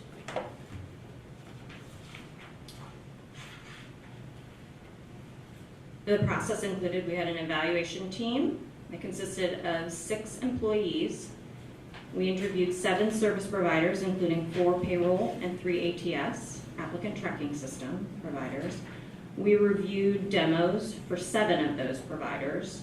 We checked references for 3 payroll and 2 ATS providers that we were interested in learning more about and potentially moving forward. We debriefed as a team and ultimately selected Strong Pay for our payroll HRS provider and Kildare HR for the ATS provider.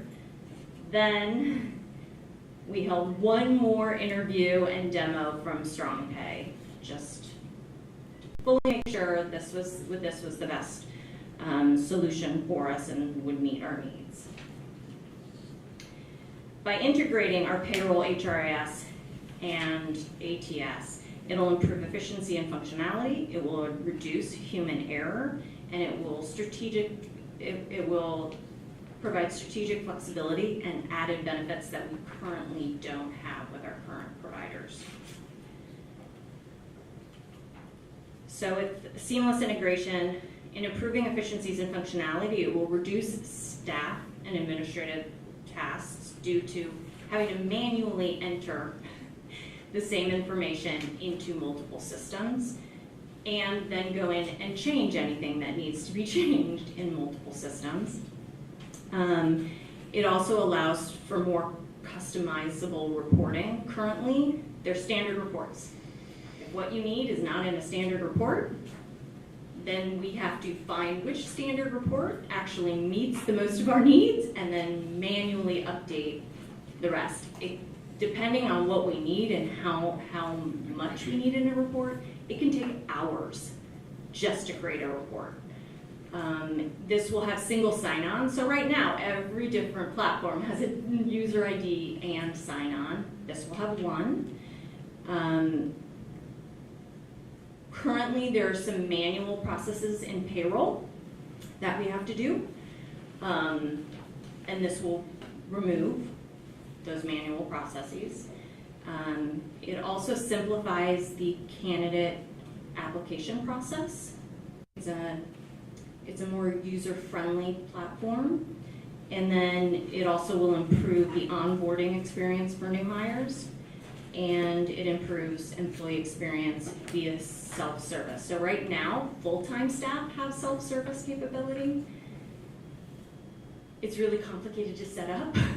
So I think that's why the decision was made to only give it to. So whenever anybody wants a copy of their pay stub because they didn't save it, or they want past W-2s, they contact me and I send them to them.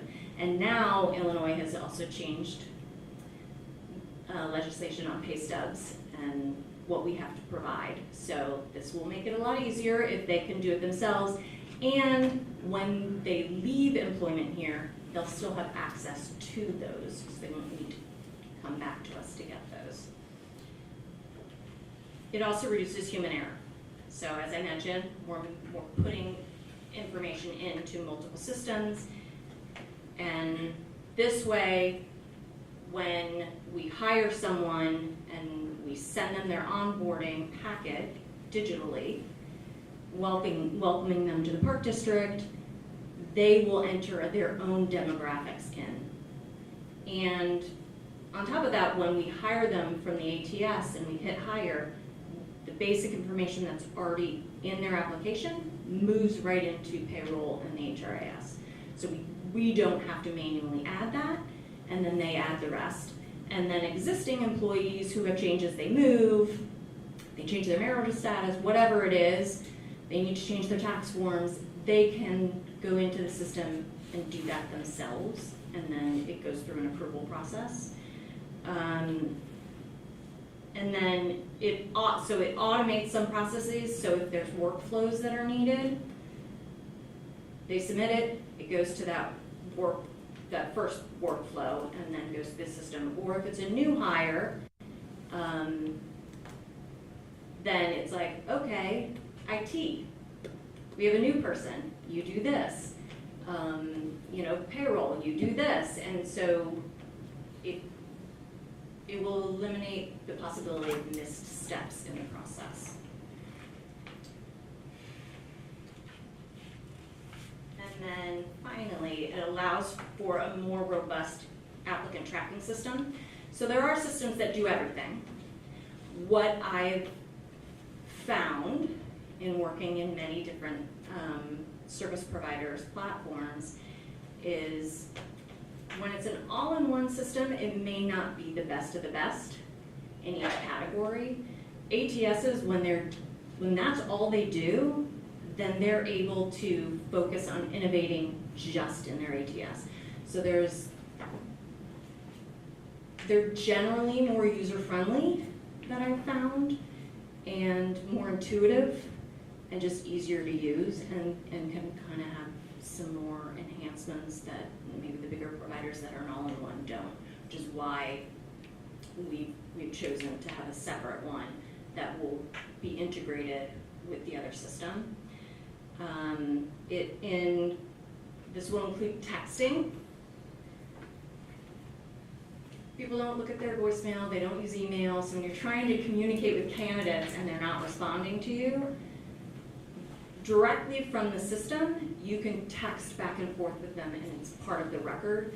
You're not using your cell phone, which is huge. And then it will post any of our jobs that we post on our website for external applicants. It will post it on various job boards for free. We can choose to pay to have it like featured, but it still ends up in their feed and people see it on those job boards. And they'll give us a phone number so that we can put signs on our work vehicles or wherever we want, that if you text that, it will bring you directly to our careers page, so you can see what positions we have available, and then you're in the careers page, you can apply right then if you want.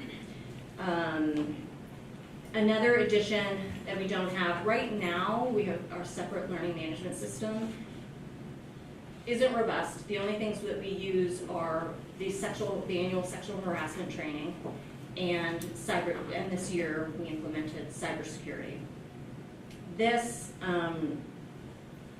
new catalog of training includes things like for development of staff. So if somebody wants to learn project management skills, they can go in there and they can look to see what training might be available to enhance certain skills. But it also includes the Illinois sexual harassment training for both employees and supervisors, and it has cybersecurity as well. We'll still utilize PDERMA for all of their OSHA training and the training that Parks and Maintenance go through, but this gives us more options. And then they already currently integrate with other clients with our benefits platform. So it's already set up, we don't have to implement another one. They will just connect, and so if someone goes in and makes a change in Employee Navigator, it will automatically feed into payroll or the HRIS and to the carriers. So if I move from single coverage to having a dependent, it will change my deduction, automatically change my deduction in the payroll system. So it eliminates steps that we have, manual steps that we have to take. So currently, these are the current costs for the 3 separate systems that we have, which, or 4 separate systems that we have, which comes to $25,470 annually. By moving to the new providers, it drops us down to 2 separate providers with a total of $38,286. So this is an additional almost $13,000 increase. And I feel like with the improvements that we will get from this move, I think it's well worth the cost. So I open it up for Questions. discussion and questions.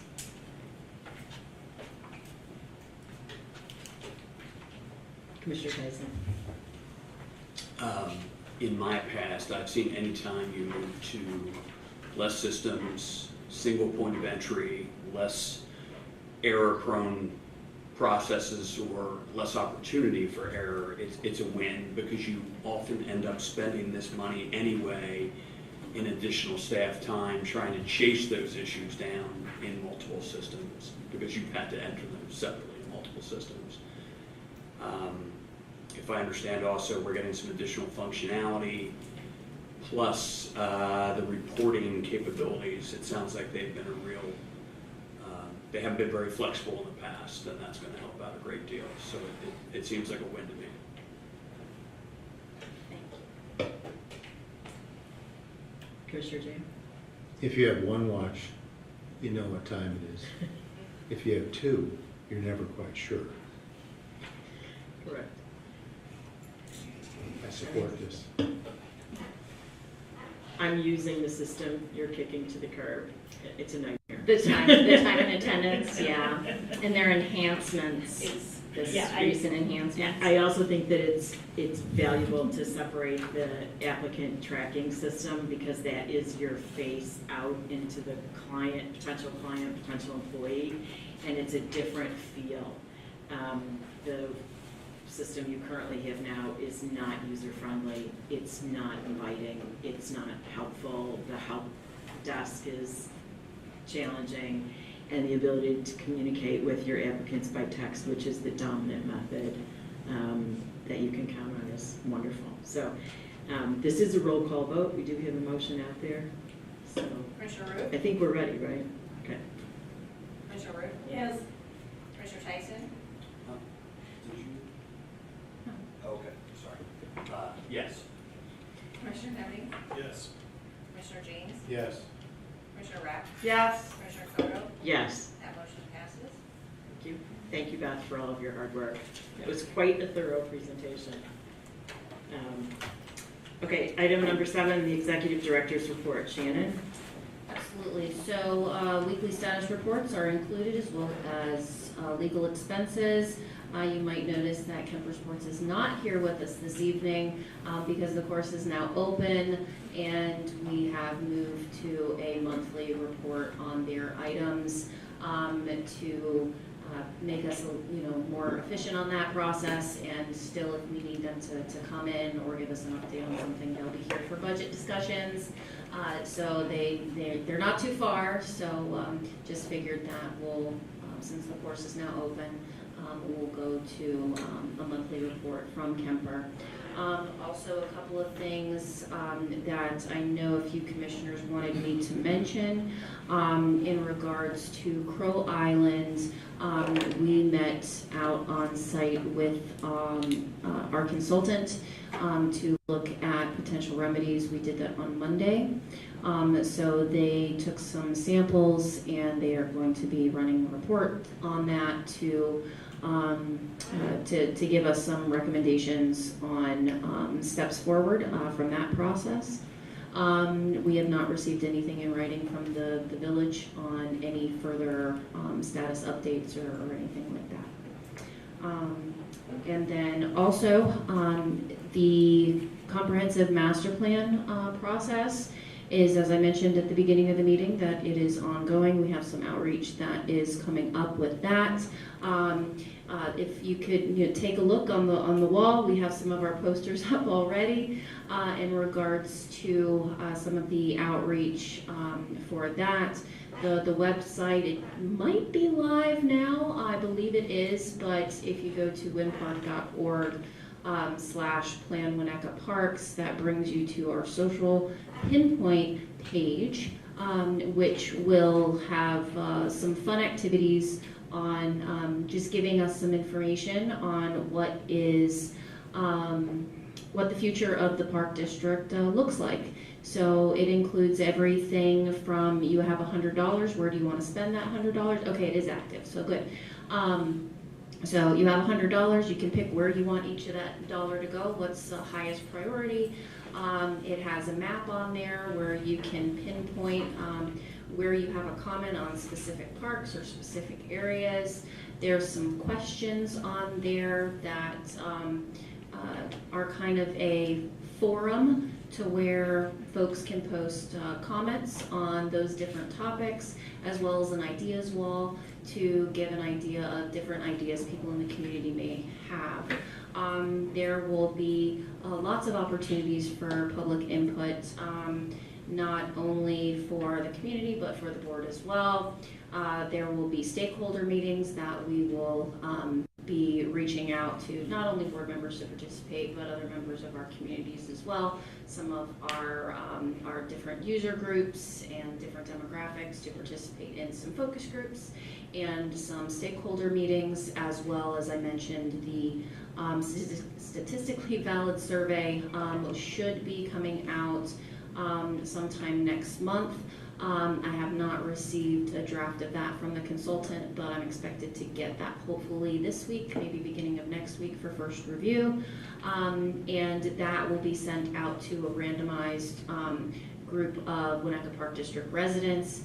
And then additionally to that, an open link survey will also be provided to the entire community, and those results will be separated so that way everybody can participate in the survey if they wish, but those results will be kept separate, so you see the statistically valid portion, and then you see the portion that just that anyone can participate in. And any questions for me? Commissioner Root? At the time you get a draft of the survey, do you plan to circulate that to the board? If that is the will of the board. I guess each commissioner can make a request, correct? So usually, and this would be what the board's preference is, usually when we go through this, this process, or when I've gone through this process at different agencies, the board's participation is in the stakeholder meetings and the presentations of data and the draft report and then the final report. But if there's additional steps that the board would like to participate in, we can absolutely discuss that.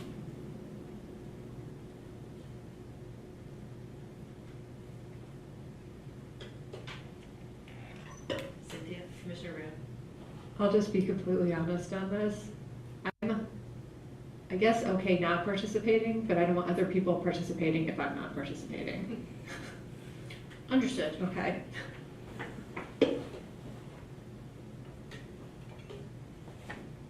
Does the consultant provide any guidance in this area regarding different stakeholders and their levels of participation? So their stance is, well, every agency is different on what they would like to do.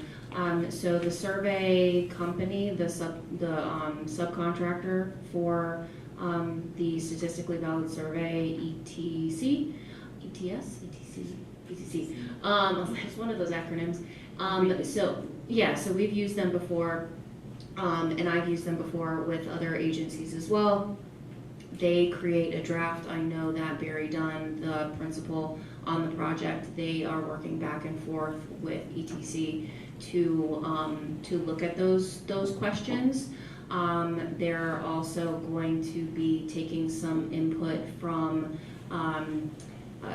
conversations they have at some of these pop-up meetings or pop-up events and everything else to also help formulate the questions from that regard too. I think it's good to have that non-biased third-party view when putting together that survey, so you have it's skewed as little as possible, and that way it's as fair to the community as possible with getting that input in. So when it comes to topics on if they include this park or this park, and making sure that the names of the parks are correct or the number of amenities is correct if they put it in that. So that's what we're primarily giving the input on. We've provided past strategic plans, the past surveys, the waterfront plan, so they have all of these documents in regards to our agency to help formulate that information as well. Does sharing the questions in advance of the survey bother them with regard to getting a correct result or a fair result? Worst case scenario, the questions get circulated and people respond to them in advance, or people decide how they're going to respond to them in advance. So I don't think that's a concern, because there's going to be two different, they're the same survey, but they're going to be different groupings. So the statistically valid survey is completely separated, and it will be sent out to, again, a randomized sample of Winnetka Park District households, and it can only be completed once. The open link survey is completely it's open, so that anybody can participate and provide answers on that. It will be a survey that still can only be taken one time, but it doesn't, it won't preclude anybody from participating in that. So I don't think it makes a difference if folks have, they'll have the questions, anyway, the entire community, will have the survey. Mhm. It's just where they participate in it, and then they're also able to participate in community meetings that we're working on scheduling now, as well as the online forum. Okay, thanks. It seems like there are lots of opportunities for input Yes. from the community, which I think is going to be a relief for people, so, I thank hope you. we get a lot of good participation. I hope we get a robust response. I agree. Okay. Nothing else? Just a question on, Getting to the 400 names, what is the source for that? So ETC will basically, and I don't know their exact algorithm for who it gets randomly sent to. We leave that to their statistic experts. But they take the entire whole of the park district, inclusive of our little sections of Glencoe and our little sections of Northfield, to make sure it's the entire park district. And what their goal is to receive back 400 responses. So however many they need to send out or remind people of the randomized survey to take that survey, their goal is to get to 400, which would be about 10% of households. So we're giving them the geographic parameters, they are Yes. going to their list vendors to develop the list of people that they're gonna use to work through to get to the 400. Right, or randomized. So they're not taking data from us and then starting. No, No. they're using zip codes, GIS. Okay, are we ready to move on to commissioner comments? Perfect. Let's start at this side of the room. Commissioner Root? Some documents were dropped on my porch this afternoon, and they dealt with caucus. But before I mention those, I will say that during the tail end of our meeting of September 12th, President Cotto, you indicated that we might have more than one vacancy of commissioners. And so my request is, if people are thinking of leaving the board, perhaps now is the best time to do so, because that way you can let the electoral process work, and it eliminates having to fill vacancies where we let people decide who they want in the jobs. But going back to these documents, what I learned was that there had been active participation by certain commissioners with respect to questions that would be included on the Parks Committee of caucus, yet other commissioners were not given that opportunity. And this goes back to the desire for open meetings where there is the opportunity for discourse by all commissioners.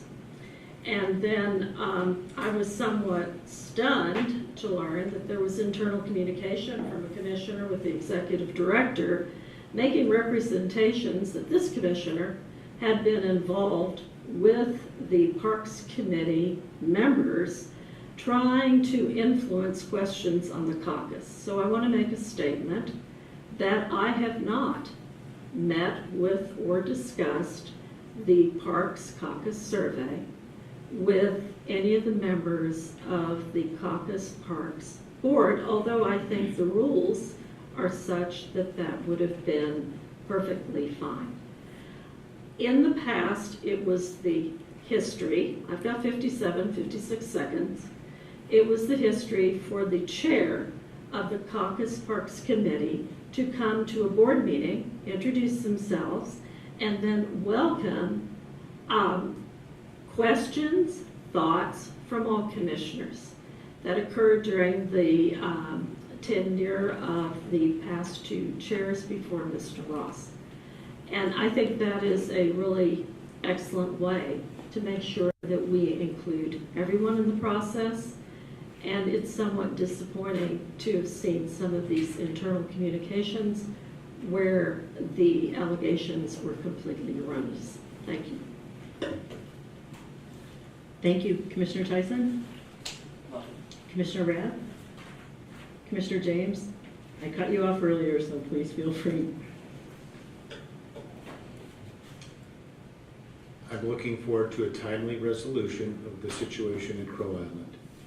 I think it's very unfortunate that mistakes were made, and more than 90 days has passed.